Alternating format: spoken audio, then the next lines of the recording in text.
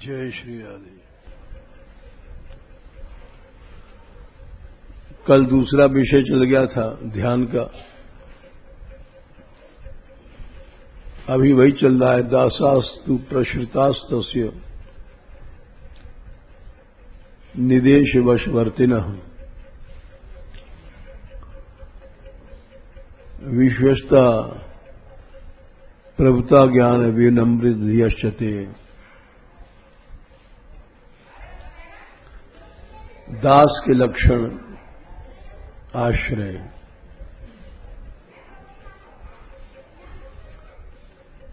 आश्रय माने संपूर्ण रूप से उनका सहारा लेना, यानी सब कुछ समर्पण करना, एक ही बात है। समर्पण ही आश्रय है। हम कुछ बचा के रखते हैं तो वो आश्रय नहीं होता है।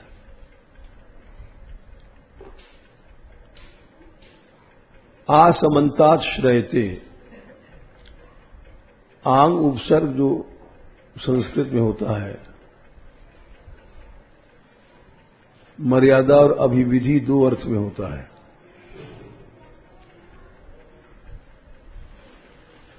तो अंतिम सीमा तक जो कुछ है हमारे पास, वो सब उनको समर्पित कर दिया, ये आश्रय हुआ।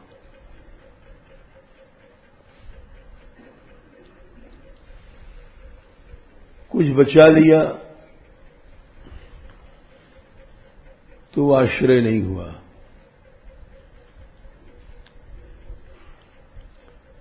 थोड़ा सा भी बचा लिया।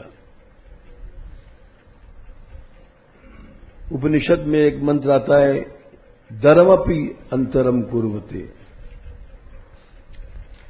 एक बाल बराबर भी अगर फर्क है तो जैसे पारस पत्थर, एक बाल बराबर ही फर्क है तो लोहे को सोना नहीं करेगा।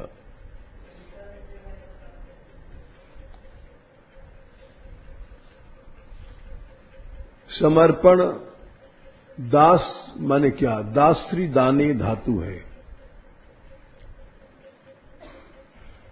जो सब कुछ भगवान को समर्पित दे देता है,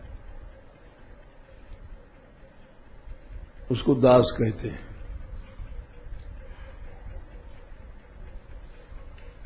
जो बचा के रखता है वो दास नहीं है।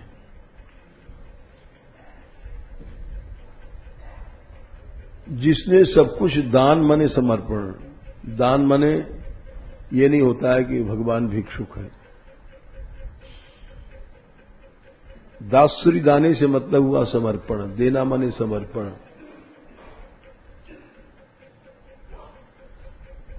सब कुछ समर्पण कर दिया। और इधर न बैठा करो, सब लोग चोरी से क्यों बैठते छिप के? इधर बहुत जगह है, अभिमुख बैठना चाहिए। हमेशा पीठ पीछे बैठते हो। चोर किधर? और सर को इधर। तो रोज कहना पड़ता है, इतनी जगह रहती है यहां पर। समर्पण, जो कुछ हमारे पास है सब भगवान को।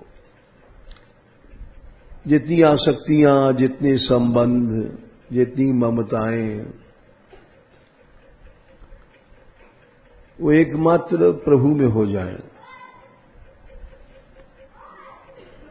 ऐसा होता नहीं। लोग कहते हैं बस त्वमेव माता च पिता त्वमेव बंधुश्च सखा तुम्हें विद्या द्रविड़म, धन भी तुम ही हो, हमारे सब कुछ हो। और सब धन अलग बचा बचा के अपने रखते हैं। हमें हमारा धन है या हमारा संबंध है, हमारी स्त्री, हमारी माँ, हमारा बाप।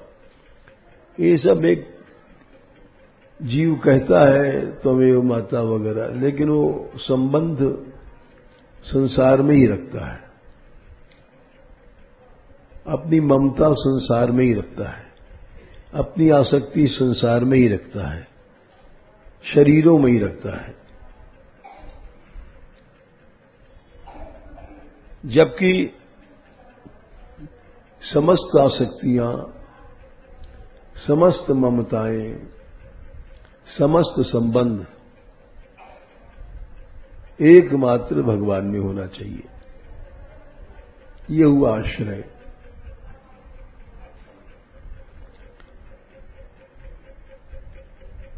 इसीलिए भगवान ने कहा कहीं भी अगर तुम्हारी ममता रह गई, कहीं भी, तो वो फिर आश्रय नहीं होगा। उन्होंने जो विभीषण जी से कहा था सुंदरकांड के अंत में, जननी जनक बंधु सुतदारा, तन धन भवन सुहृद परिवारा, क्या संख्या 48 है। अब वो ये सब वैदिक संबंध है, माता है, पिता है। वेद भगवान कहते मातृदेवो भव, पितृदेवो भव, आचार्य देवो भव। ये वेद के मंत्र हैं। ये बोले कि भाई माता ही परम देवता है, पिता ही परम देवता है, आचार्य ही परम देवता है। लेकिन वेद से ऊपर है भागवत धर्म। ये हमेशा याद रखना चाहिए।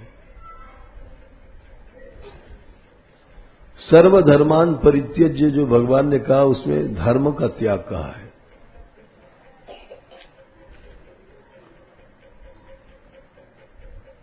जब सभी धर्मों को त्याग हो जाता है, तब एकम शरणम माने एकमात्र भगवान की शरणागति मानी जाती है। हम अपनी ममताओं को बचा के रखते हैं और कहते रहते हैं, हाँ तुम्हें वो माता च पिता, तुम्हें वो बंधु, तुम ही विद्या हो, तुम ही द्रविड़ हो, तुम ही धन हो, और अपनी आसक्तियां ममता धन में और परिवार में रखते हैं, तो शरणागति पूरी नहीं होती। जिस वेद ने कहा कि मातृदेवो हो, पितृदेवो हो, फिर भागवत धर्म कहता है, पहले तो वेद भगवान ने कहा माता ही देवता है, भागवत धर्म बोला देवता ही माता है, इष्ट ही माता है, इष्ट ही पिता है। अलग अलग जो माता पिता आदि की प्रतीति हो रही थी, वो न करके जब एकमात्र भगवान में होने लग गई, बस उसको शरणागति कहते हैं, सर्वतो भाव की शरणागति। भगवान ने कहा ईश्वर की शरणागति सर्वतो भाव से होना चाहिए। सर्वतो भाव माने फिर कोई संबंध बाकी नहीं रहा, हमारा ये मित्र है, हमारा हितैषी, ये सब झगड़े खत्म। 18वें अध्याय में भगवान ने कहा ईश्वर की शरणागति हमेशा सर्वतो भाव से होती है। 0.5%, 50%, 30%, 18/62 में कहा है। पहले तो कहा ईश्वर क्या है, ईश्वर किसको कहते हैं? ईश्वर सर्वभूता नाम हृदयेशेर्जुन तिष्ठति भ्रामयन यंत्र रूढ़ानी सर्वभूतानि यंत्रारूढ़ानी माया। ये सारा संसार उसकी शक्ति से चल रहा है, वो चला रहा है। न कोई प्राणी अपने आप खा सकता है, न पी सकता है, न उठ सकता है, न बैठ सकता है। वो सभी को नचा रहा है। भ्रामयन सभी को नचाने मतलब शक्ति दे रहा है, उसी से कार्य हो रहा है। भ्रामयन् सर्वभूतानि, यंत्रा, सबको नचाता है जो यंत्र पर बैठे हैं। यंत्र माने इस शरीर रूपी यंत्र में जो आसक्त हैं, उनको वो ईश्वर, ईश धातु शासन में, लेकिन भगवान इससे अलग है। ये बात भागवत में पहले कही गई, पहले स्कंद के दूसरे अध्याय में। वदंत यत् तत्वविदस् तत्वम यज्ञानम अव्ययम, प्रथम स्कंद दूसरा अध्याय में। ब्रह्मेति परमात्मेति भगवानिति शब्दते, 1-2-11।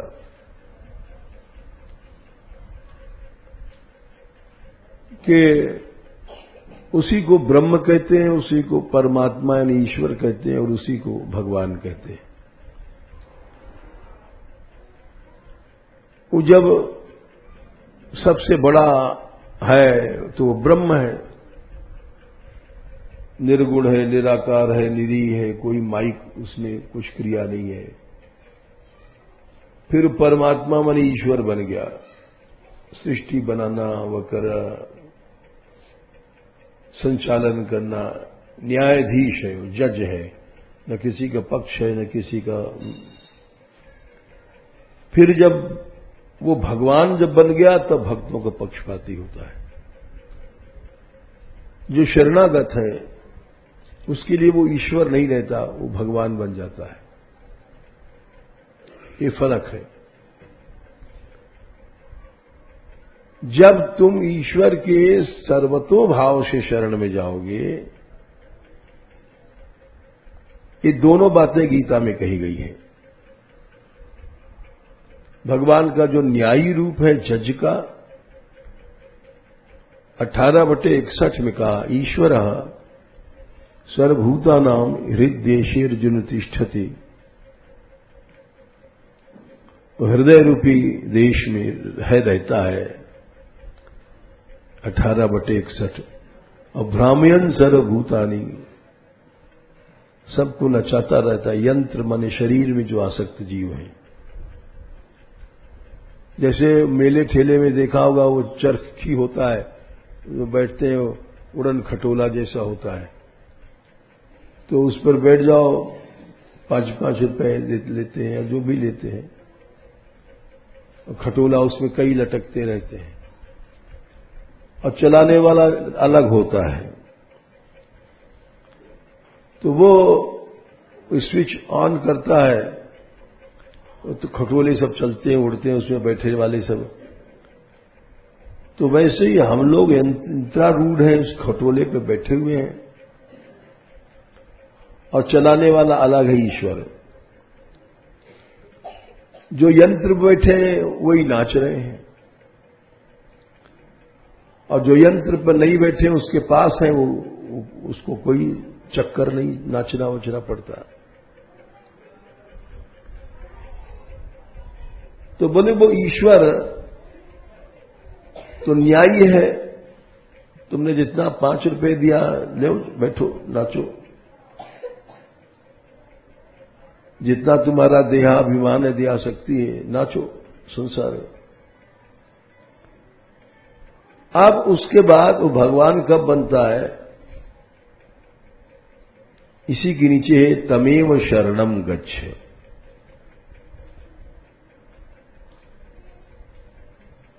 उसकी शरण में चले जाओ। कैसे जाएं? जय हो महाराज, हम आपकी शरण में नहीं, सर्वतो भावेन। जितने अंदर तुम्हारे अंदर भाव हैं, आसक्तियां हैं, हमारी मां है, हमारे पिता है, ये हमारा चाचा है, काका है, स्त्री है, पति है, ये सभी भाव एकमात्र प्रभु में हो जाए। ये हमारा बेटा है, बेटा भी भगवान को मान लो, ये सर्वतो भाव हुआ। ये नहीं कि बेटा अलग मान लिया, ये शास्त्र कहता है, ये परम धर्म है। लोग इसको नहीं समझ सकते। लोग तो, हम जब यहां साधु बन करके आए थे तो सब लोग कहते थे तू अकेला लड़का है, मां को छोड़ आया, नरक को जाएगा। सब लोग कहते थे।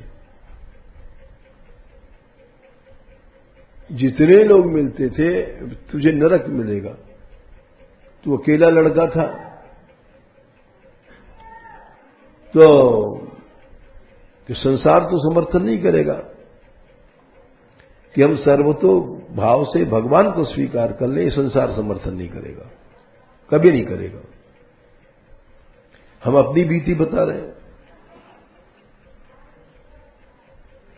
कि हर आदमी हमको कहता था कि तुम नरक को जाओगे, तुम्हारी अकेली मां है, छोड़ा हो, पिता भी नहीं है, विधवा है, अनाथ है।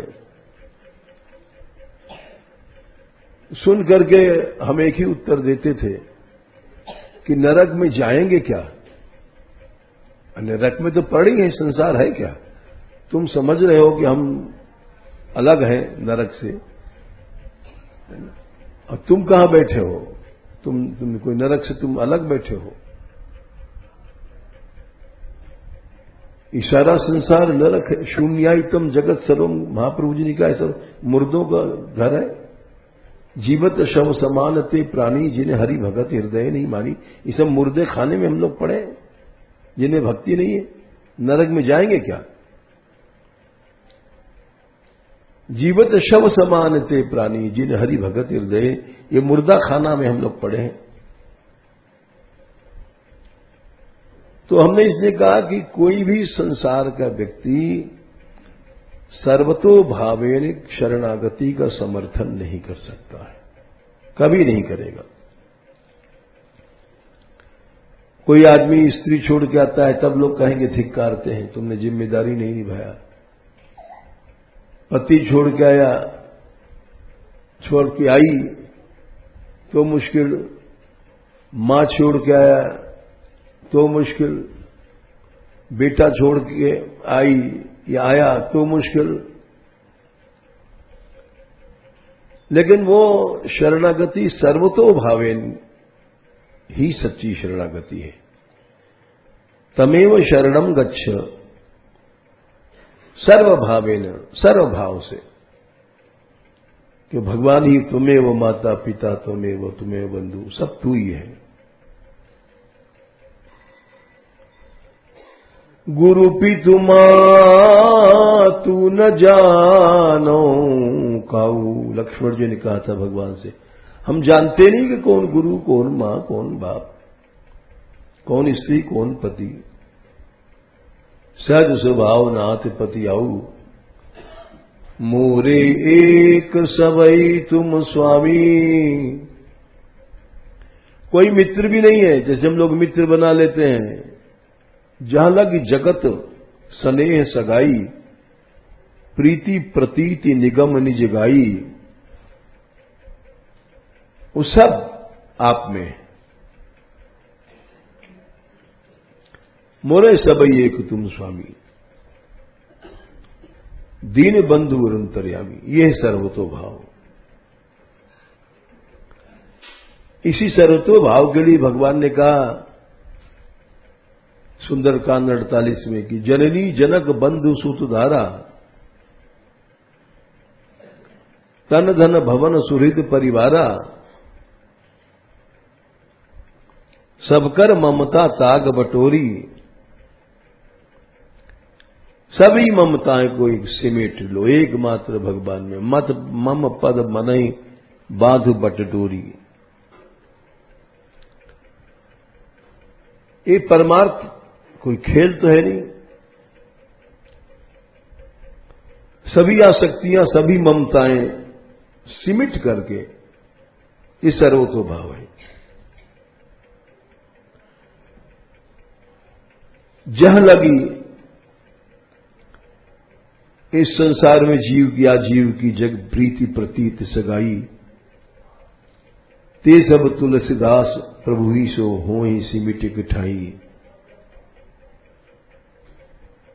तो ये सर्वतो भाव है। जब सर्वतोभाव की शरणागति होती है तब फिर वो परमात्मा की जगह भगवान बन जाता है, वही ईश्वर है। फिर वो कहता है अब तेरे सब पाप की जिम्मेदारी हमारे ऊपर, योग क्षेत्र की जिम्मेदारी हमारे ऊपर। सर्वधर्मान परित्यज्य मामेकम शरणम व्रज। अब मेरी जिम्मेदारी मैं तुझे गोद में उठा के ले जाऊंगा। हम तो सर्व पापेभ्यो मोक्षयिष्यामि मां शुच। पहले तू सर्वतो भाव की शरणागति कर, फिर मेरी जिम्मेदारी है। हम जैसे लोग सर्वतो भाव की शरणागति करते नहीं, भाषण देते हैं, फिर पैसा बचा के रखते हैं, आसक्तियां बचा के रखते हैं, ममताएं बचा के रखते हैं और झूठे कहते रहते हैं सब प्रभु का है, सब प्रभु का है।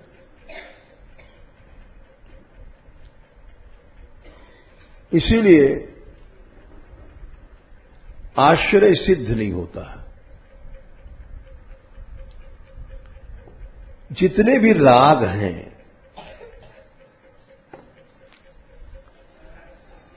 वो सब भगवान में हो जाए। शरीर में राग है, हम जैसे साधु बन गए तो थोड़ी कि हमारा मुक्त हो गए। शरीर में राग है, इंद्रियों में राग है, कुटिया में राग है, और सबसे ज्यादा राग अहंता में होता है।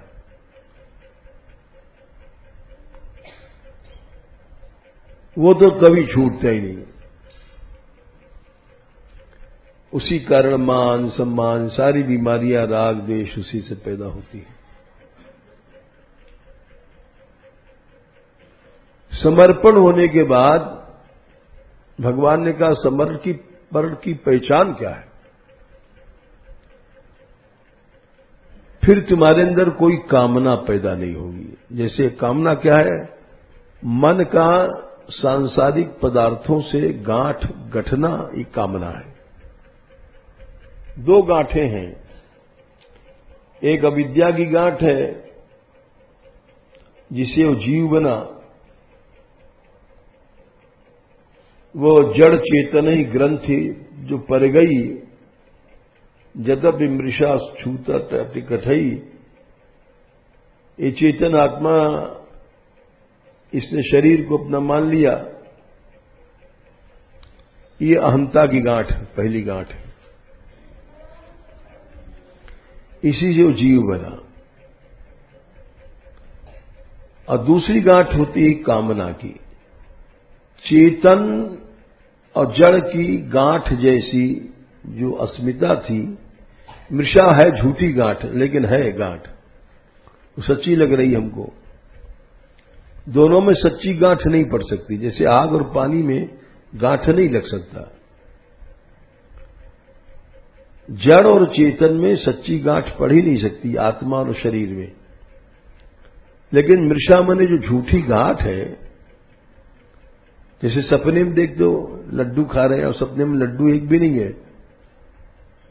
लेकिन खा रहे हो, झूठ मूठ के लड्डू खा रहे हो। वैसे जो भ्रम की गांठ है, ये है झूठी गांठ, लेकिन भ्रम है अविद्या के कारण। तो जड़ और चेतन की गांठ को तो अविद्या कहते हैं। अब चेतन के प्रकाश हमारे शरीर में आया, चेतना, उसको चेतना कहते हैं।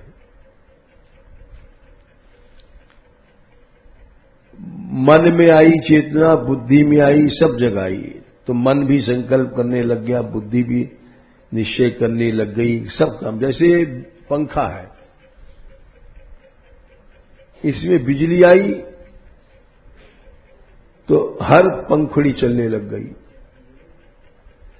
और ऐसा लग रहा है कि पंखा खुद चल रहा है, पंखुड़ियां खुद नाच रही हैं। वैसे लोगे तो हाथ से पंखुड़ियों को नचाना पड़ता है। तो वैसे जब चेतना आई तो ये सब जड़ था शरीर तीनों, एक काम करने लग गया। मन संकल्प करने लग गया, बुद्धि निश्चय करने लग गई, और इंद्रियां भी काम करने लग गई, आंख भी चलने लग गई, देखने लग गई, कान भी और नाक भी सब। तो चेतना आने के बाद उस चेतना का जब विषयों से संबंध हुआ उसको काम कहते हैं। यानी मन, उसी को कहते हैं मन। मन में चेतना आई, अब मन लड्डू की सोच रहा है तो एक कामना हो गई। सवेरे से हम रोज सोच रहे हैं लड्डू आ जाए, पेड़ आ जाए, ये कामना हो गई। जो चेतन आत्मा और जड़ शरीर की जो गांठ थी झूठी, वो तो अविद्या थी। अविद्या की बेटी यह है कामना, कि जब हमारे मन बुद्धि में चेतना आ गई और वो चेतना जाके संसार में जुड़ी। पैसा चाहिए, मन सोच रहा है, और अभी किसी बड़े महात्मा का फोन आया था इनके पास, बेचारे महात्मा ही हैं, माधवी मिशन के पास, कि बाबा से आशीर्वाद दो कि वो धन हमारा हमको प्राप्त हो जाए, जिसमें हम साधु सेवा भी कर सकें। तो अब वो मन ने धन को सोचा तो वो कामना हो गया। चाहे हम साधु हैं, मन ने लड्डू को सोचा तो कामना हो गया, मन ने स्त्री सोचा, भोग सोचा, वो काम हो गया। यानी हमारी जो चेतना है उसका प्रवाह जब संसार की ओर हुआ तो उसको काम कहते हैं।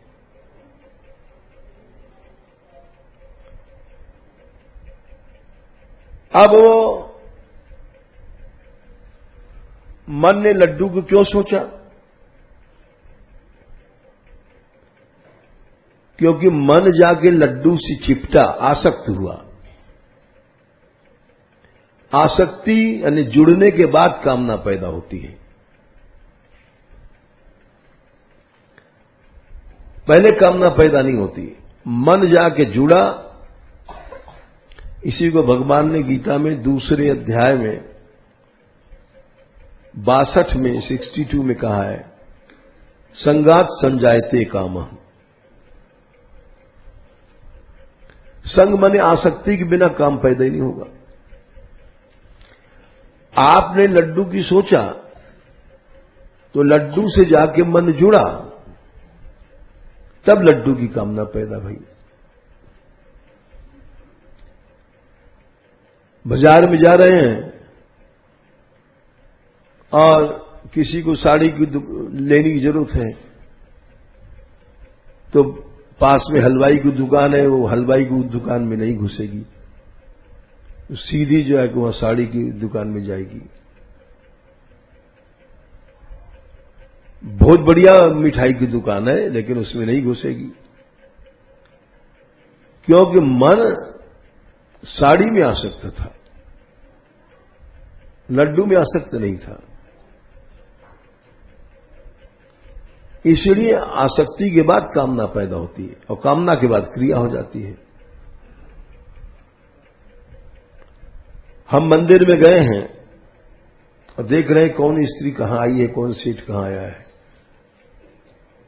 तो भगवान में मन नहीं है, नाम है दर्शन का। मन जुड़ रहा है दूसरी जगह,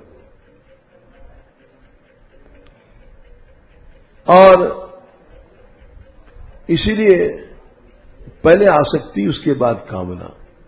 आसक्ति माने हमारी चेतना जाकर के विषयों में जुड़ी, उसको आसक्ति कहते हैं।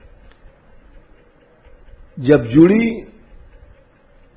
तो कामना पैदा हुई कि हम इससे लिपटें चिपटें, सर्वतोभाव से इससे मिल जाएं। एक बड़ा सुंदर बच्चा खेल रहा है अब तुम्हारे मन में इच्छा भई इसको हम गोद में लेके खिलावें, तो क्यों इच्छा भई? पहले मन जाकर उस बच्चे से जुड़ा। जब बच्चे से जुड़ा तो कामना भई, वो कामना के बाद क्रिया पैदा भई, उस बच्चे को ले लिया गोद में, खिलाने लग गए। काम कृत काम, अकर्म कृत काम। काम कृत कर्म, अकर्म कृत काम, ये श्रृंखला चलती है। कामना कर्म करा लेगी, जिससे तुम्हारा इच्छा है मिलना ही पड़ेगा, बच्चा है चाहे कोई भी है, यार है, दोस्त है, पुरुष है, स्त्री है। कामना कर्म करा लेगी और कर्म फिर कामना कराएगा संस्कार डाल के। काम कृत कर्म, अकर्म कृत काम, ये चक्र चलता रहता है। हम तंबाकू खाते हैं या किसी को बीड़ी की आदत है या सिगरेट की है, जैसा जिसकी आदत है, क्योंकि पहले उसने कभी तंबाकू खाई, तो वो पहले खाई थी तो कर्म था। अब कर्म कृत काम बन गया, वो आदत बन गई। और फिर उसके बाद वो कर्मकृत काम बना और फिर कामकृत कर्म जीवन भर चलता है। जैसे भोग सीखता है आदमी पहली बार, तो वो कर्मकृत काम शुरू में होता है, फिर उसके बाद वो कर्मकृत काम, अब काम पैदा हो गया, अब कामकृत कर्म चलेगा। तो वो जो कर्म था वो आसक्ति थी, आसक्ति मूलक कर्म हुआ, तो इसलिए कामना पैदा हुई। अब कामना पैदा न हो, इसके लिए मनुष्य को जो कामना संबंधी कर्म है उनको छोड़ना पड़ता है।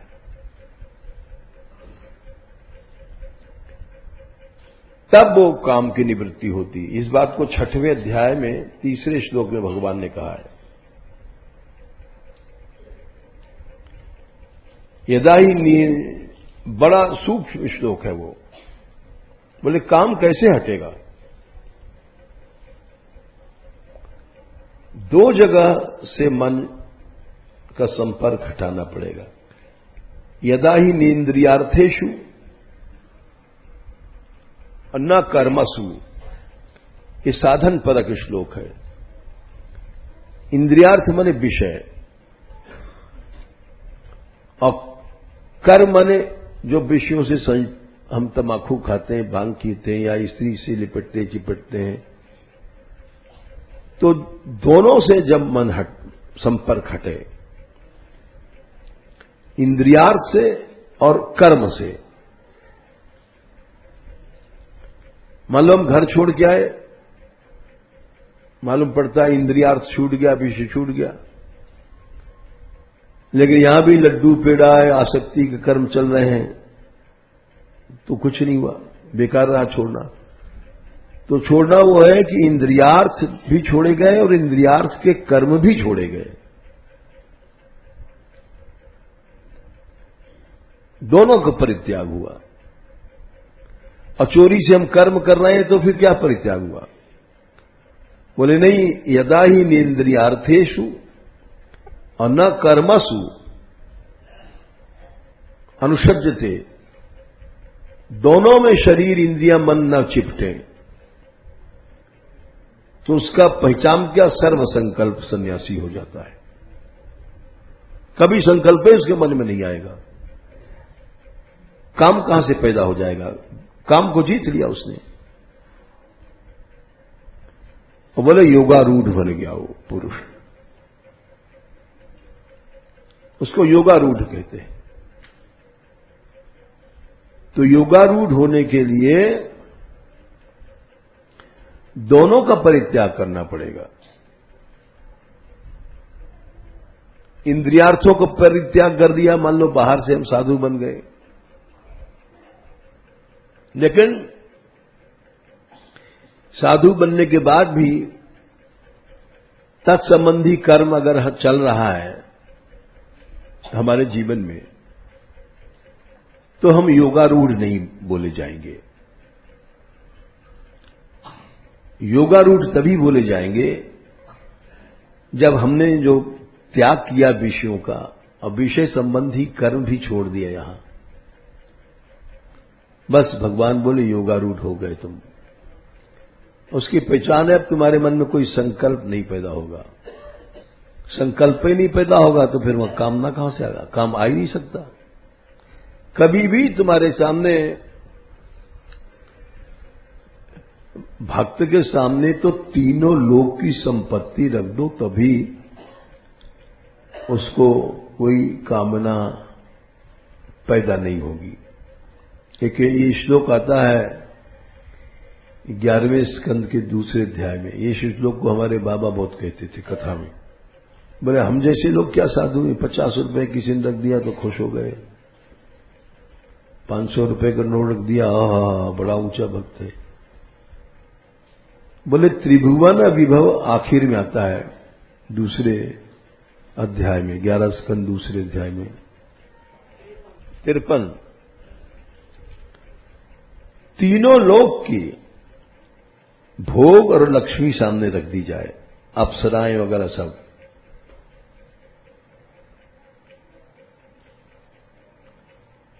और हमारी स्मृति टूटे नहीं, भगवान में लगी रहे। उसको अकुंठ स्मृति कहते हैं। ये योगारूढ़ की पहचान है, जो हमने अभी आपको 6वें अध्याय गीता में और तीसरे श्लोक में बताया। योगारूढ़ कौन है? योगारूढ़ योग की तीनों लोक की लक्ष्मी सामने और भोग मौजूद है, और उसकी स्मृति में नहीं आ रहा है कि लड्डू खाने लायक है कि भोगने लायक है। त्रिभुवन विभव हेतेवे भी अकुंठ स्मृति, उसकी स्मृति अकुंठ है। अकुंठ माने जैसे लड्डू देख करके मन में वो इच्छा भाई खा लो, तो भगवान चले गए, स्मृति भगवान की टूट गई, क्योंकि चेतना की गांठ लड्डू में जुड़ गई। लड्डू खाने की इच्छा क्यों भाई? क्योंकि भगवान से मिलने की इच्छा उस समय नहीं थी। भगवान से मिलने की इच्छा होती तो लड्डू की इच्छा नहीं हो सकती थी। वो तो मन तो एक ही है ना। उधो मन न भय 10-20, एकौ तो सो गयो श्याम संग, को अवराधे ईश। मन तो एक ही है, 150 तो है नहीं कि एक मन चलो लड्डू में लगा दो, एक मन फिर भगवान में, एक मन फिर भोग में लगा दो, एक मन वहां कर दो। ऐसा तो होता नहीं है, मन एक ही है। और गोपियों का मन कृष्ण के साथ चला गया तो अब योग कौन करेगा? चला गया माने उसके हाथ पांव नहीं कि मथुरा गया, मत आसक्त है कृष्ण में। तो ऐसे ही जब कामनाएं आती हैं हमारे मन में,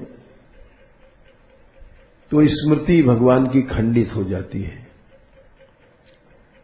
कुंठ स्मृति बन जाते हैं। अकुंठ स्मृति वही बनता है जो योगारूढ़ होता है। उसको संकल्प ही नहीं पैदा होगा कि लड्डू खाना है। यदा हीनेन्द्रियार्थेषु न कर्मसु अनुषज्यते सर्वसंकल्प सन्यासी योगारूढ़स्तदोच्यते। वो संकल्प ही उसके मन में पैदा नहीं होगा, क्योंकि मन उसका लगा हुआ है दूसरी जगह भगवान में। भगवान से हटे तो लड्डू की कामना है। जाको मन लागो गोपालहि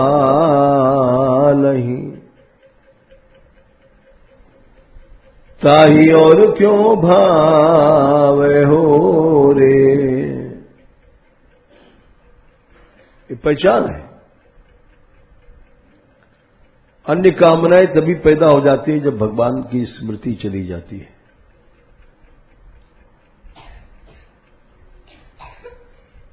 जो लय मीन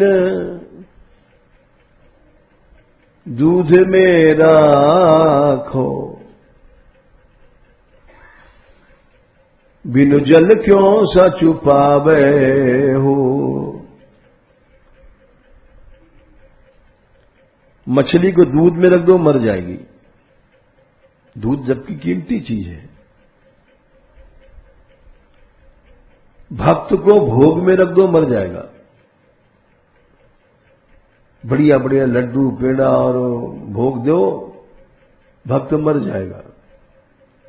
हम लोग मोटे हो जाएंगे खा खा करके, क्यों भक्त नहीं है।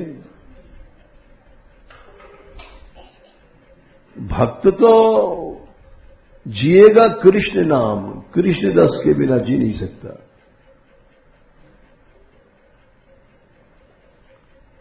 वो तो व्याकुल हो तड़पो बिन मोहन कोई तो नेक दया कर धाओ। प्यासी तजो तन रूप सुधा बिन पानी न लाए पपैयाए प्याओ। जिए में होश कहूं रही जाए न हा हरिचंद कोई उठ धाओ।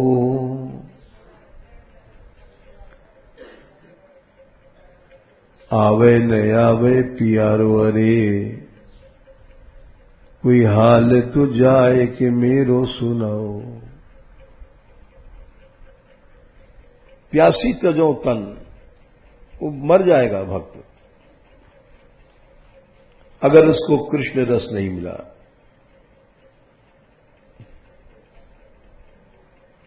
तो इसलिए अन्य कामनाएं पैदा होने के मतलब कि भगवान की स्मृति चली गई।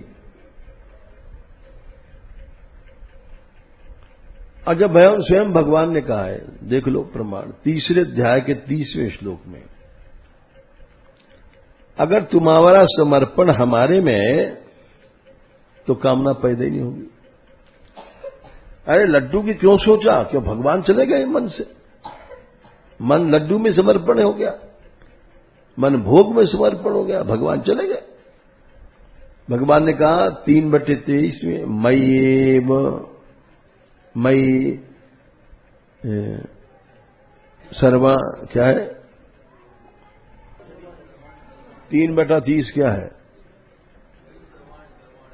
संन्यस्य। हाँ ठीक है, मई सर्वाणी कर्माणि संन्यस्य अध्यात्म चेतसा। अब भगवान में समर्पण कैसे होता है समझो।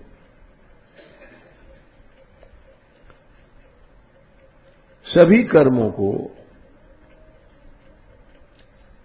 भगवान में समर्पण हो अध्यात्म भाव से, ये जरा कड़ा है। अध्यात्म माने आत्मनि, भीतर में इस सप्तमी अर्थ में अव्ययी भाव समास हुआ। अध्यात्म शब्द कैसे बना समझो।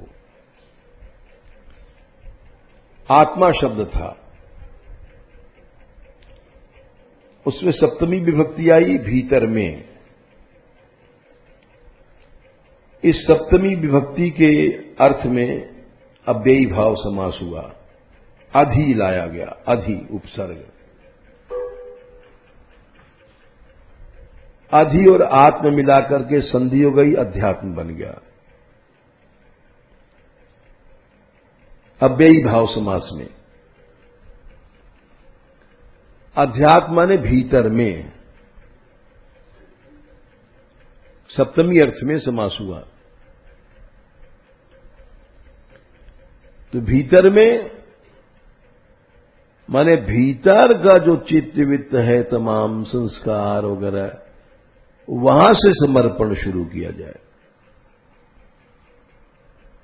ये मन तेरा है, मेरा मन नहीं है। इस शरीर तेरा है, ये अध्यात्म समर्पण हुआ। शरीर हमारा है ही नहीं,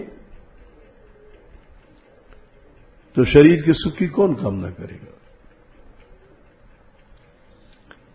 इन शरीर हमारा, इंद्रियां भी हमारी नहीं है, ये अध्यात्म समर्पण चित्त हुआ। भीतर जितना है और इसको अध्यात्म समर्पण कहते हैं। इसकी पहचान क्या है?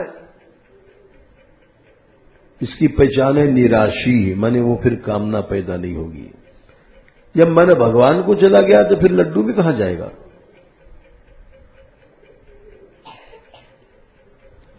हम भगवान को समर्पित हैं, इसकी पहचान क्या? निराशी। आशी माने कामनाएं, निराशी माने कामनाएं खत्म, निर्मम माने ममताएं खत्म, समस्त ममताएं खत्म हो गई, आसक्तियां। ये हुआ अध्यात्म समर्पण का पहचान, अध्यात्म समर्पण की का लक्षण। हम तो झूठे कहते हैं, हम भगवान के, प्रभु मैं तेरा हूं तेरा हूं। अरे तो प्रभु झूठे क्यों कहते हो? मन तो तुम्हारा लड्डू की सोचता है। तो अध्यात्म चित्त का समर्पण हुआ कि निराशीर निर्मम हो जाएगा, कामना ही पैदा नहीं होगी, ममता कोई आसक्ति नहीं रही कहीं दुनिया में। इस तरह से बोले तो युद्ध भी करेगा तो कुछ बंधन नहीं हुआ। विगत ज्वर, ये सब बुखार है, कामना वामना, ये सब ममता आसक्तियां, ये बुखार है, मन के ऊपर चढ़ा हुआ है। ये हमारी स्त्री, हमारा पति, ये सब बुखार है ममता का। ये शरीर मेरा, इंद्रियां मेरी, ये सब बुखार है। मेरा मेरा मान रखें, अब जीभ को अपना मान रखा है, इसलिए लड्डू चाहिए, सब लड्डू चाहिए, बुखार है।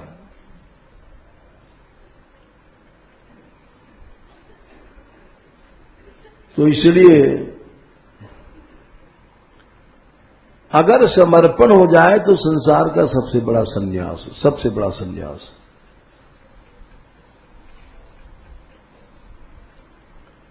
देख लो 9वें अध्याय में गीता जी में 26, 27, 28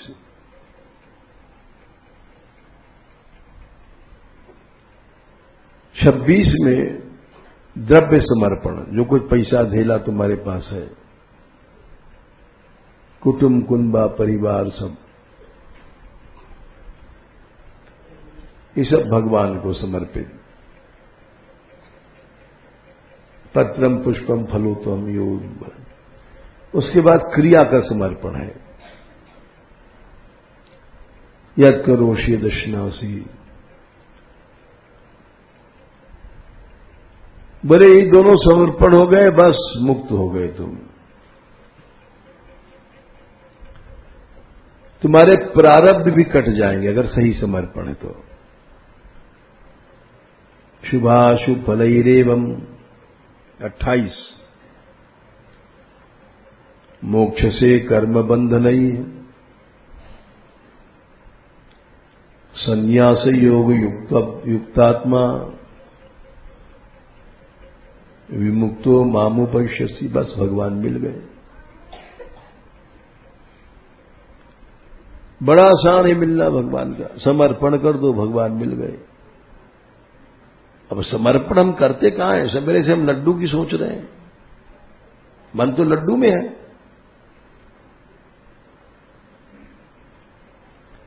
इस बात को सब बच्चे समझ रहे हैं, इस कथा को हंस रहे हैं